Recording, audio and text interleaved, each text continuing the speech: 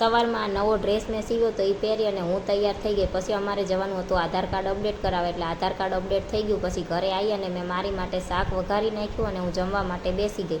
આજે તો આ છાશની બોટલ મારી બેનપણી આપી ગયા હતા, એટલે મારે શાક રોટલી અને છાશ જમવાનું હતું. છાશને મેં વાટકીમાં લઈ લીધી અને મીઠું અને જીરું નાખી દીધું અને પછી છાશને મેં ચાખી તો છાશ બહુ જ ખાટી હતી, એટલે જેટલી વાટકી અધૂરી હતી એ મેં પાણીની ભરી દીધી અને જમી લીધું.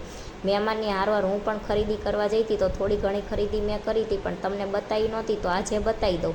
પહેલાં તો આ સ્ટીલની નાની એવી બહેણી છે એ હું લાવી હતી, અને પછી નાવાના સાબુનો બાંધો લાવી હતી. અને હવે ચોમાસું આવશે એટલે કપડાં સૂકવવા માટે દોરી લાવી હતી.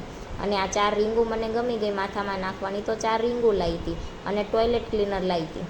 આટલી વસ્તુ મેં લીધી, તોય મને યતરાજનું ટી શર્ટ ગમી ગયું, એટલે પછી મેં યતરાજનું ટી શર્ટ એક લઈ લીધું.